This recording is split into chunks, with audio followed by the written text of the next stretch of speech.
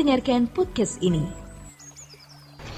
1 Yohanes pasal 3 ayat 1. Lihatlah betapa besarnya kasih yang dikaruniakan Bapa kepada kita, sehingga kita disebut anak-anak Allah.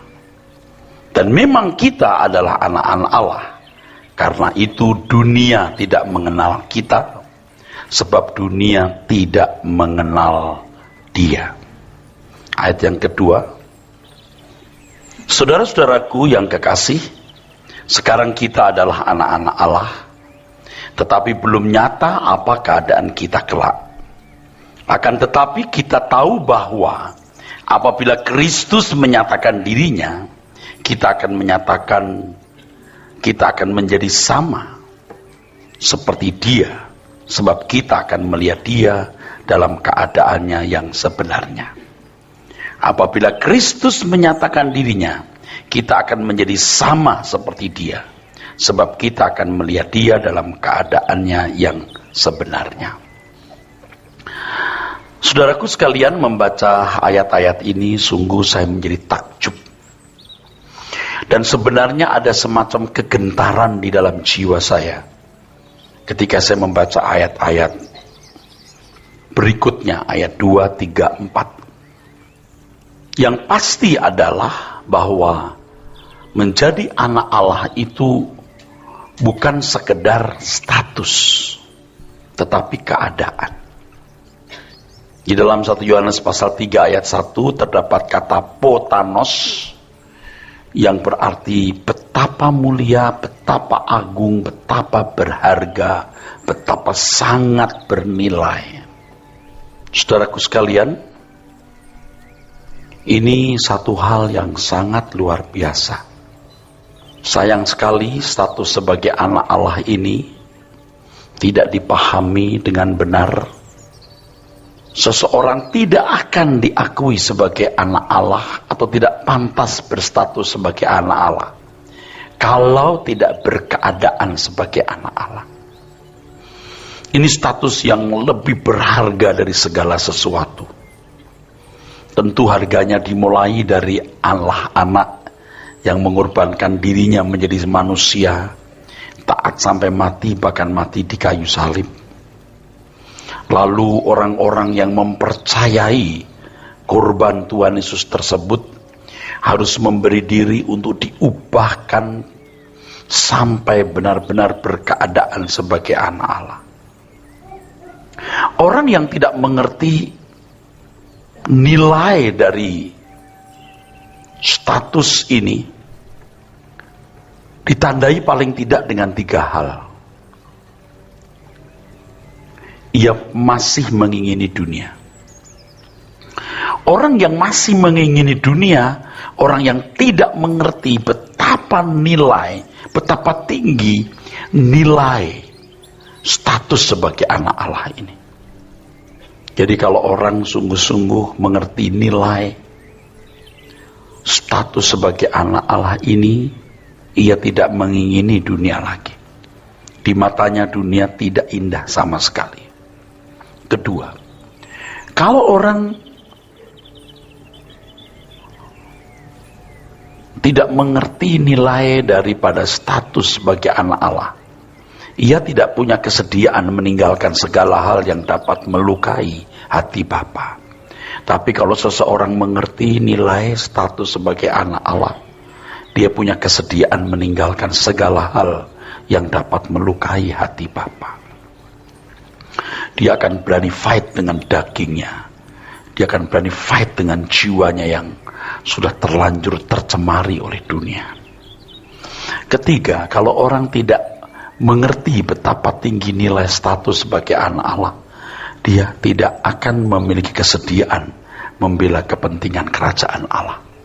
Tapi kalau seseorang mengerti nilai status sebagai anak Allah ini, dia akan memiliki kesediaan membela kepentingan kerajaan Allah tanpa batas.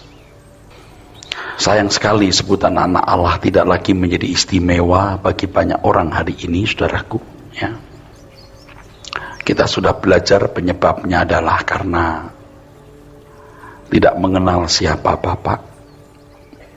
Di tidak merasakan sungguh kedahsyatan Allah itu. Yang kedua, karena pembiasaan salah kaprah yang sudah terjadi dalam kehidupan banyak orang Kristen pada umumnya. Sebab panggilan sebutan anak Allah sudah menjadi begitu murahan.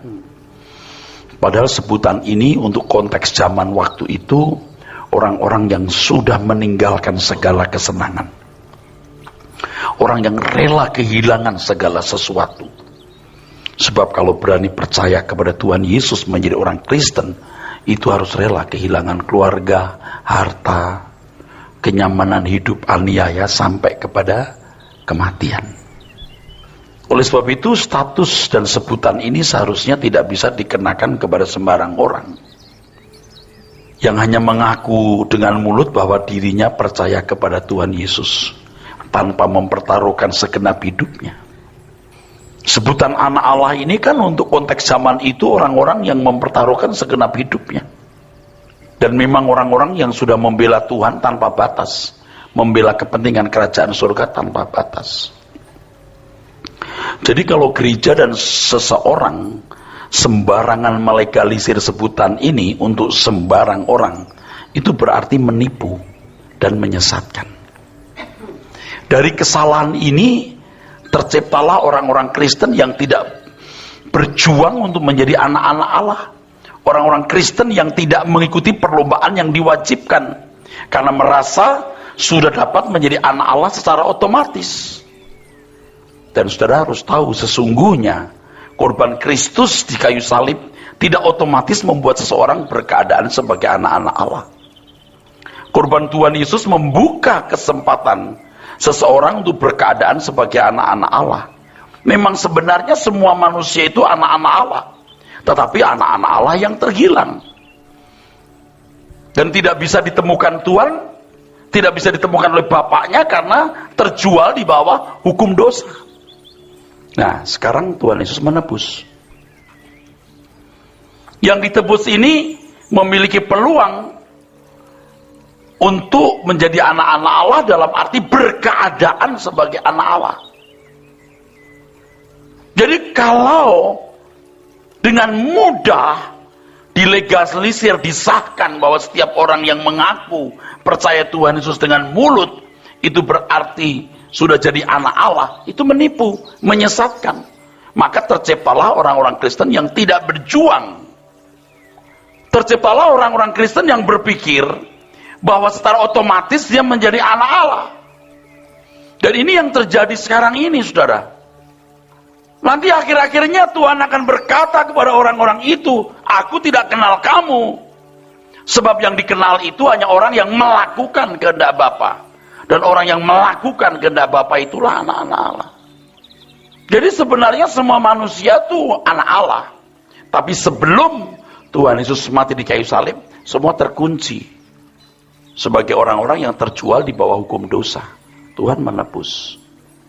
Jadi penebusan itu harus dipahami bukan hanya sebagai penebusan pasif, tapi juga penebusan aktif. Penebusan pasif itu artinya dibelinya manusia menjadi milik Allah dengan darah Tuhan Yesus. Pasif. Jadi tanpa tindakan manusia sama sekali. Tetapi aktif apabila manusia itu berjuang untuk berkeadaan sebagai anak Allah.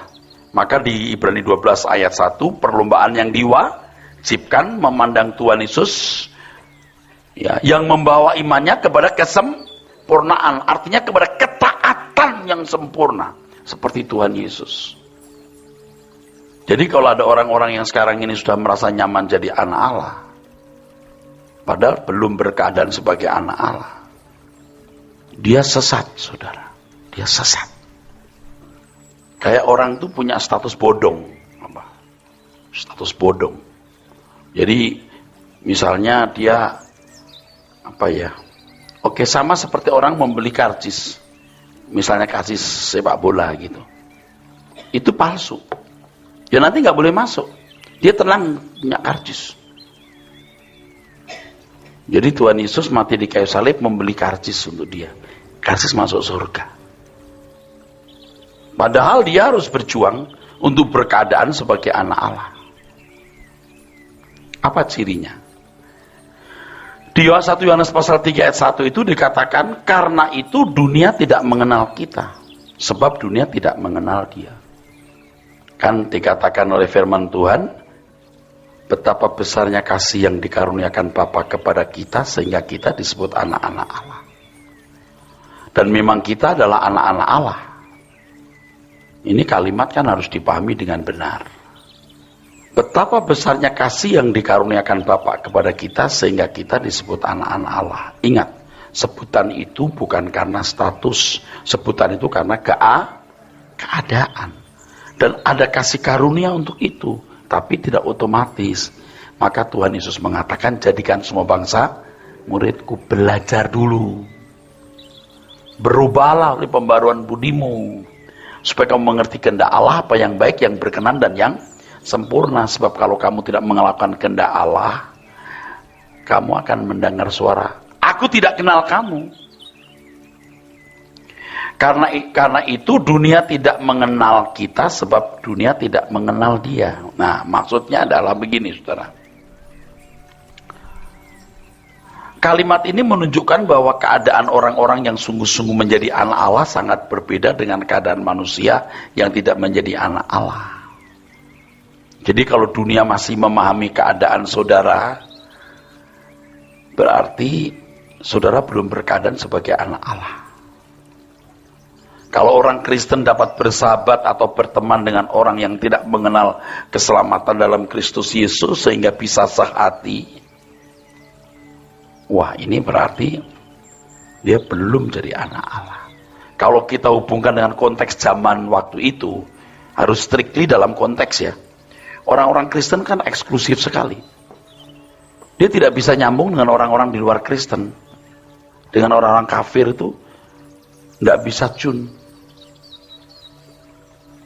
Nah, sekarang ini ya, saya tidak mengatakan bahwa saudara harus jadi aneh ya. Kita itu kan harus helpful ya, lemah lembut ya. Dan orang mengakui bahwa Anda orang yang sangat baik, tapi tidak akan bisa mengerti filosofi hidupmu. Tidak akan mengerti. Sebab anak Allah itu berkeadaan yang sangat berbeda. Sampai nanti Anda akan menemukan orang Kristen yang sungguh-sungguh berkeadaan anak Allah dengan orang Kristen yang belum berkeadaan. Itu nggak nyambung. Pendeta yang berkeadaan sebagai anak Allah dan pendeta yang belum berkeadaan sebagai anak Allah juga tidak nyambung. Karena itu dunia tidak mengenal kita, sebab dunia tidak mengenal dia. Kalimat terakhir ini hendak menunjukkan bahwa orang percaya harus mengenakan kehidupan Tuhan Yesus sehingga persis seperti dirinya. Itulah sebabnya kalau orang tidak mengenal Tuhan Yesus, juga tidak mengenal orang percaya. Dan inilah yang menjadi pergumulan kita. Kita harus benar-benar menemukan profil, model Tuhan Yesus seandainya hidup di zaman sekarang ini. Bagaimana modelnya, bagaimana profilnya. Itulah profil kita. Nah, profil seperti ini sudah hilang. Nah, sekarang kita lagi terus belajar kebenaran dan berjuang merubah diri. Ingat tadi sudah saya katakan kalau orang mengerti betapa mulianya sebutan atau status sebagai anak Allah ini, ya. Itu luar biasa. Allah semesta alam yang menciptakan langit dan bumi menjadikan kita anaknya. Tapi jangan hanya pada status atau sebutan. Sebutan itu bisa pantas diberikan atau sah diberikan kalau dia berkeadaan. Orang-orang yang mengerti betapa luar biasa sebutan ini, dia tidak akan tertarik dengan dunia lagi.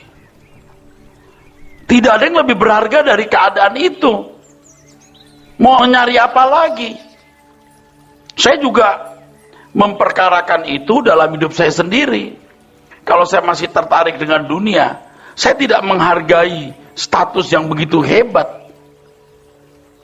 Sama kalau seorang diangkat anak Ratu Inggris, dia nggak akan berebut uang receh. Mengerti saudara? Halo? Beda Pak. Loh, lebih dari itu, bukan beda. Bahkan lebih dari itu. Jadi anak Allah jauh lebih hebat dari jadi anak raja atau ratu Inggris. Dia nggak akan ribut soal-soal kecil. Jadi kalau orang masih tertarik dunia, misalnya saya, hamba Tuhan melayani, masih ngelihat PK, waduh ini nggak banyak nih, saya nggak mau dipanggil lagi, diundang lagi di situ, atau beda-beda ini orang kaya nih, orang miskin. Saya kan berarti belum mengerti status sebagai anak Allah. Atau saya minder, waduh ada orang kaya nih, ini konglomerat nih, jadi kita lebih takut. Kenapa mesti minder? Bukan berarti kalau kita jadi sombong ya. Kan biasanya orang terhormat, orang kaya kan harus lebih dihormati kan. Ya etika dunia lah, kalau pejabat tinggi juga harus dihormati. Ayat 2. Saudara-saudaraku yang kekasih, sekarang kita adalah anak-anak Allah, tapi belum nyata apa keadaan kita kelak. Akan tetapi kita tahu bahwa apabila Kristus menyatakan dirinya, kita akan menjadi sama seperti Dia, sebab kita akan melihat Dia dalam keadaannya yang sebenarnya. Tadi sudah saya katakan, kita bisa trembling ini, gemetar mendengar dan membaca ayat ini. Sekarang kita adalah anak-anak Allah, berkeadaan ya. Kalau kamu anak Allah, kamu harus hidup seperti Yesus hidup. Saudara-saudaraku yang kekasih, sekarang kita adalah anak-anak Allah, tetapi belum nyata apa keadaan kita kelak. Akan tetapi kita tahu bahwa apabila Kristus menyatakan dirinya, kita akan menjadi sama seperti Dia. Apa gak trembling kita? Apa gak gemetar saudaraku? Menjadi sama seperti Dia. Sebab kita akan melihat Dia dalam keadaannya yang sebenarnya. Coba. Betapa dahsyat keadaan Maharaja Tuhan Yesus. Kamu akan berkeadaan sama seperti Dia. Nggak main-main loh ini. Sebenarnya di balik pernyataan ini ada ajaran mengenai Tritunggal. Di mana-mana orang mengajarkan bahwa Bapak sejajar dengan anak. Itu tidak benar. Bapak lebih besar. Anak tetap anak. Kita berkeadaan sama loh. Tapi Dia Allah Pak. Ya Dia lembaga Allah di dalam Elohim. Tapi Dia Allah anak. Oke. Apa maksud keadaan di dalam ayat ini? Kita akan berkeadaan sama seperti Dia. Kita tidak tahu apa keadaan kita kelak. Akan tetapi kita tahu apabila Kristus menyatakan dirinya, kita akan menjadi sama seperti Dia. Nah, sebab kita akan melihat Dia dalam keadaannya yang sebenarnya. Apa keadaan di sini? Ya. Homoios. Ya. Kata sama itu homoios. Of the same nature. Sifat yang sama. Homoios. Keadaan sama apa yang sama? Bisa satu fisik. Dua dalam arti natur atau sifat. Oh, sama ya. Nah, yang begini nih. Sekarang kan tidak nampak itu kesamaan kita dengan Tuhan Yesus. Orang tuh belum bisa mengenali kita. Belum. Kan dikatakan tadi karena tidak mengenal Tuhan Yesus, jadi tidak mengenal kita. Jadi ketika Tuhan Yesus datang ke dunia, orang melihat keagungan pribadinya baru menemukan keagungan pribadi kita. Pribadi kita yang berjuang untuk sama dengan Dia. Yang enggak juga enggak. Jadi yang tidak sama naturnya ya, yang enggak akan dimuliakan bersama Dia. Enggak. Makanya kita berjuang terus. Seandainya Tuhan Yesus hidup pada zaman sekarang, bagaimana performance-nya, gimana profilnya, bagaimana naturnya. Kita tidak pernah dapat mengerti atau menduga betapa hebat keadaan orang-orang yang dimuliakan bersama Tuhan Yesus itu. Kolose pasal 3 Ayat 3 dan 4. Nah, rupanya juga memuat ini, saudara. Kolose 3 ayat 3 dan 4 berkaitan dengan hal ini, saudara. Apabila Kristus yang adalah hidup kita menyatakan diri kelak, kamu pun akan menyatakan diri bersama dengan Dia dalam kemuliaan. Tuh. Iya kan, saudara? Loh, aminnya ada nggak? Saya sering meratap, sungguh saya meratap. Ketika saya menemukan watak karakter saya belum berubah banyak. Kan kita tahu, kita sadar kan, karakter kita belum berubah banyak ya. Tahu ya? Anda masih bersama saya nggak? Tuhan mengajar saya luar biasa minggu ini. Luar biasa, saya diberkati. Kita itu kan berusaha untuk membuktikan kepada orang, atau menunjukkan, bukan membuktikan. Mau menunjukkan, guna menjadi bukti bahwa kita orang baik, kita rohani, kita nggak punya salah. Macam-macam ya. Tahu maksudnya? Sampai suatu saat ya, Tuhan mengajar begini. Kamu jangan berusaha untuk menunjukkan dirimu dan membuktikan dirimu kepada orang. Buktikan buat dirimu sendiri dulu. Kepada dirimu sendiri, bukan kepada orang. Kamu mengenal kebenaran? Ya Tuhan. Nah, kebenaran yang kau pahami itu kau lakukan. Kau buktikan buat dirimu sendiri. Kamu lakukan tidak. Kamu tahu dong berpikir negatif, kau tahu dong berpikir tidak pantas. Yang tahu siapa? Kalau bukan dirimu sendiri. Buktikan pada dirimu, kamu bersih. Justru tidak perlu kita membuktikan kepada orang lain. Sebab toh kita tidak akan bertanggung jawab kepada manusia. Kita akan bertanggung jawab kepada Tuhan. Dan mestinya kita bertanggung jawab dulu kepada diri sendiri. Sebab kamu tidak bisa mengasihi orang lain kalau kamu tidak mengasihi dirimu sendiri. Bagaimana kau bisa membawa orang lain kepada kebenaran kalau kamu tidak bisa membawa dirimu sendiri kepada kebenaran? Pokoknya asal orang belum tahu salahku, asal orang tidak tahu salahku, aku aman saja. Ini kan watak manusia pada umumnya. Maka ada orang-orang yang tidak bisa berubah kalau belum ditelanjangi. Ditelanjangi saja masih tidak mau berubah.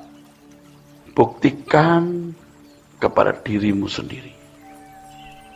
Buktikan kepada dirimu sendiri, baru kamu bisa membawa dirimu berkenan kepada Tuhan. Kita kan teosentris, saudaraku. Jadi kalau di Roma pasal 2 ayat 12-15 kita menemukan bahwa setiap orang akan dihakimi menurut nuraninya, betul? Artinya orang-orang di luar Kristen yang tidak mendengar Injil, tidak punya Taurat. Kalau orang Yahudi dihakimi menurut Taurat yang tertulis, jelas tertulis, ini loh yang baik, ini yang buruk. Tapi orang yang tidak punya Taurat, dia pasti punya pemahaman apa yang baik di dalam pikirannya. Kamu lakukan nggak apa yang baik menurut kamu itu? Nah, itu dihakimi menurut nurani. Jadi walaupun mereka tidak punya Taurat, kata firman Tuhan, mereka dibenarkan oleh perbuatan mereka yang sesuai Taurat. Walaupun tidak punya Taurat secara tertulis, tapi nuraninya nurani yang baik.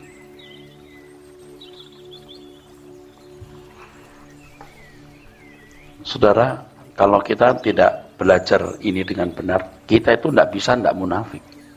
Tidak bisa tidak munafik.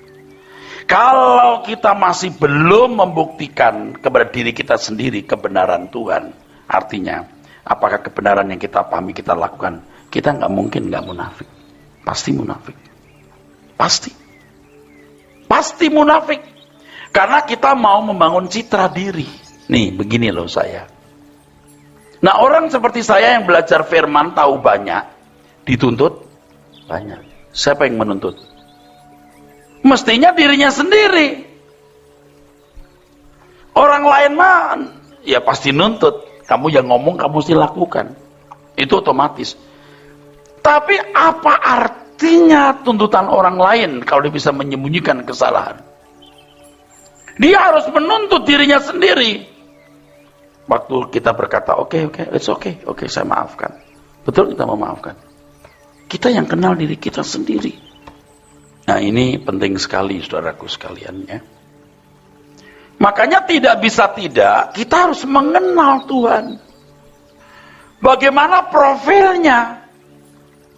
Bagaimana lemah lembutnya, ketegasannya terhadap dosa, pengorbanannya, bebannya terhadap penderitaan orang lain. Kamu tahu? Lakukan seperti itu. Apalagi kalau tidak tahu, ya susah. Makanya kekristenan itu sangat pribadi sifatnya. Sebab bagaimana orang bisa memahami kesucian Tuhan kalau tidak mengenal pribadinya? Miliki pikiran perasaan Kristus. Dan kalau kamu sudah mengerti, lakukan itu. Tidak sederhana, saudaraku. Perlu perjuangan, saudara. Saudara, kalau membaca tulisan Paulus, mestinya juga nanti sempat kita akan baca di ayat 5 di Kolose 3 ya. Karena itu matikanlah dalam dirimu segala sesuatu yang duniawi, percabulan, kenajisan itu ya. Tapi kalau untuk orang Yahudi tidak ada loh ayat itu. Karena orang Yahudi sudah tertib hidupnya. Tidak bercabul. Mereka kalau berani bercabul ketahuan dilempari batu loh. Ya, hidupnya sudah bermoral sekali. Tetapi mereka harus bertobat. Bertobatlah kamu karena Tuhan Yesus. Artinya bukan hanya bermoral baik, tapi juga segala sesuatu yang kamu lakukan harus selalu sesuai dengan pikiran perasaan Kristus. Nah, kekristenan itu menjadi rumit ketika kita mau sampai pada tingkat itu. Nah, firman Tuhan mengatakan, kita akan melihat Tuhan dalam keadaan yang sebenarnya. Ketika kita bertemu muka dengan muka, kita akan memiliki pengetahuan yang lengkap tentang pribadi Tuhan yang begitu agung. Ini adalah keadaan maharaja, betapa hebatnya. Tapi tolong kita tidak terjebak dalam pada pemikiran secara fisik ya, entah cahayanya, entah mahkotanya dari emas, bukan itu. Tapi kita lihat keagungan pribadinya. Itu keadaan yang sebenarnya. Nah, dalam keadaan kita kan sama seperti dia. Ini orang Kristen yang menjadi anak-anak Allah, yang berkeadaan sebagai anak-anak Allah, yang tidak dikenal oleh dunia karena dunia tidak mengenal Tuhan Yesus. Begitu Yesus tampil, orang baru mengerti keagungannya. Oh, sama ya dengan anak-anak Tuhan. Mengerti? Baru orang tahu. Kembar ya. Sekarang kita sudah kembar belum? Dan kalau kita tidak merasa terganggu, kita belum kembaran dengan Tuhan. Tapi tidak merasa terganggu, ya sudah. Tidak bisa diubah. Makanya Allah bekerja dalam segala hal mendatangkan kebaikan bagi orang yang mengasihi. Anda tidak punya niat, nggak bisa. Harus punya niat. Harus. Makanya kalau orang memahami betapa hebat status sebagai anak Allah ini, ingat status ini sah kalau berkeadaan. Ya. Ingat huios, bukan notos. Perlombaan yang diwajibkan bagi kita harus ditekuni, saudaraku. Kita akan melihat Tuhan Yesus dalam keadaan yang sebenarnya. Ini adalah keadaan maharaja. Betapa hebatnya ini. Kita yang menjadi anak-anak Allah akan dimuliakan bersama-sama dengan dia dalam keadaan yang sama seperti dia. Nah, nanti Anda harus mengerti, tidak ada barang bagus harga murah. Tidak bisa kalau tidak segenap hidup, tidak bisa. Tidak bisa. You tidak mau kehilangan hidup, tidak bisa sama seperti dia. Nah, ini mulai membuat kita putus asa. Siapa yang mau beli barang ini? Kalau kita jualan barang palsu harga murah, banyak orang bisa beli, betul? Barang palsu, surat bodong. Tapi yang asli mahal. Mau nggak? Nah, kita sendiri juga nyaris bisa, kita sendiri yang ngomong juga nyaris nggak bisa bayar. Tapi tahu ini yang benar. Tapi kalau sudah ngomong begini ya, udah nggak lari. Mau bagaimanapun tetap nggak lari. Udah apa tuh? Bahasa Inggris itu ada to be shackled, trap, udah terjebak. To be shackled, to be trapped, atau handcuffed. Handcuff itu artinya terbelenggu. To be handcuffed, to be shackled. Sengsara, saudara. Kalau manusia lama kita muncul, kedagingan kita belum mati mulai muncul, wah, kita suffering, wah ternyata belum mati. Waktu kita ada impuls gitu ya, lalu kita bereaksi, reaksi kita itu salah, kan nurani kita bicara. Kenapa mesti harus bereaksi begitu aku? Apalagi kalau sudah membuahkan tindakan itu. Seperti misalnya kita tersinggung, kita ngamuk.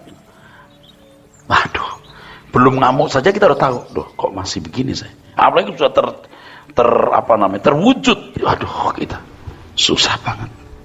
Susah banget.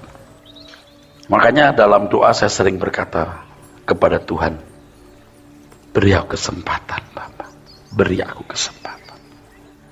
Sebelum aku menutup mata, aku sudah punya the same nature, satu natur yang sama dengan Tuhan Yesus. Sekarang sih, aduh, masih jauh rasanya, saudara. Jadi sekarang ini kalau seseorang mengikuti jejak Tuhan Yesus dan berusaha mengikuti gaya hidupnya sampai memiliki kodrat seperti dia, itu belum terlalu nampak. Tapi nanti akan kelihatan. Nanti akan kelihatan siapa yang kembaran dengan Tuhan Yesus. Nah, kalau orang cinta dunia, kembarannya sama siapa? Dunia. Dan makanya kita nggak bisa ngerti kalau orang Kristen itu merasa jadi anak Allah tanpa berjuang. Lah kamu punya wajah hidup kembaran sama dunia kok ngaku anak Allah. Piye toh? Hah? Lalu bagaimana lo bisa dibiarkan? Makanya ya yang tertarik ini tidak banyak. Saya ngerti, saya tahulah yang nggak tertarik itu tidak banyak, saudaraku. Sudah terlanjur terjebak dengan dunia. Apa sih anak Allah gitu?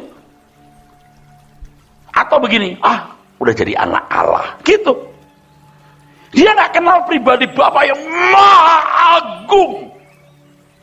Nggak usah Bapa dah, Tuhan Yesus saja putra tunggalnya. Itu menggetarkan, saudaraku.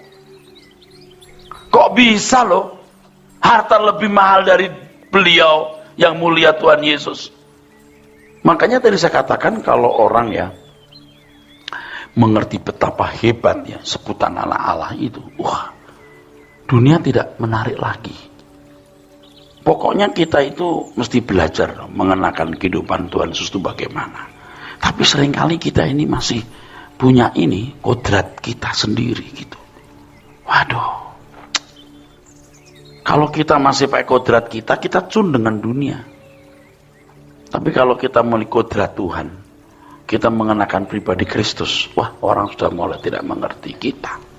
Bahkan orang paling dekat dengan kita juga bingung lihat kita, malah cari-cari salahnya. Ya sudah. Jadi kita bisa mengerti kan kenapa orang-orang Kristen di abad mula-mula rela kehilangan segala sesuatu demi pengharapan tersebut dimuliakan bersama Kristus sebagai anak Allah.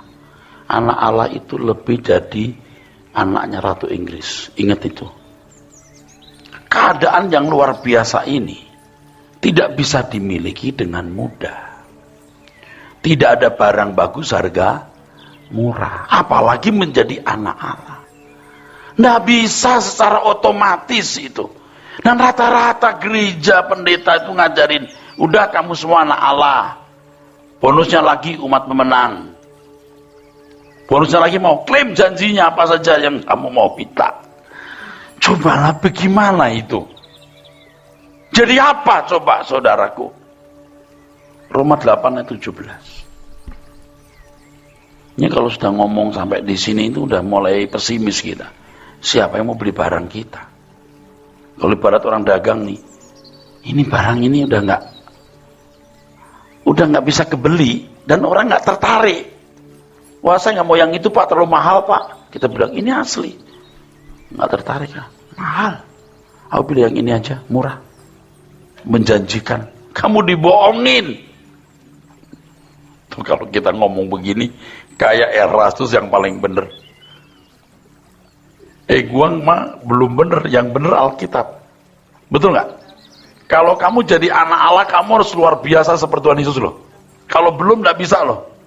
Makanya banyak yang dipanggil, sedikit yang dipilih. Berjuanglah masuk jalan sempit. Yang berjuang aja nggak bisa masuk, apalagi tidak berjuang. Lebih konyol lagi kalau orang berkata, masuk nggak masuk Tuhan yang menentukan. Loh, ini gue kasih tahu ya, yang berjuang aja nggak masuk, apalagi yang tidak berjuang, betul nggak? Wah, biar dia berjuang, kalau nggak dipilih tetap nggak masuk. Alah, macam apa itu? Hah? Biar dia tidak berjuang, asal kepilih dia masuk. Gila nggak? Lebih gila lagi itu. Tapi kalau orang kepilih pasti berjuang. Kan jadi muter-muter, nggak karu-karuan. Nah? Makanya ngerti kebenaran itu harus lengkap utuh, jangan sepotong-sepotong. Nggak boleh. Nggak bisa. Makanya janganlah kita ribut dengan orang, saudara. Beda pendapat ya sudahlah. Nggak usah nyerang-nyerang orang. Udah. Kita mengendaki, Tuhan mengendaki tidak seorang pun binasa. Kita juga menginginkan semua orang sampai di surga, saudaraku. Amin. Ya udah. Nggak usah sakit hati kita diomongin, kita dijelek-jelekin, ya sudah.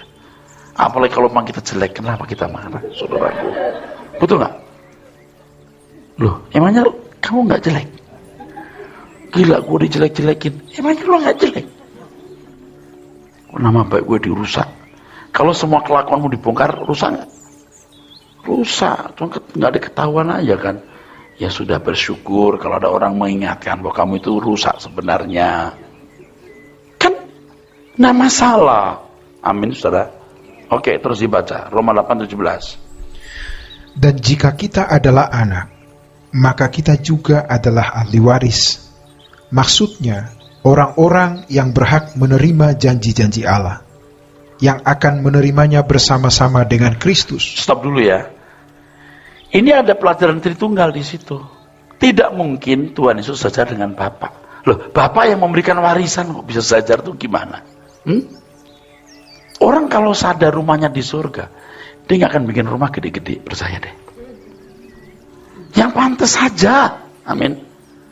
Harus bisa membedakan antara kebutuhan dan citra diri.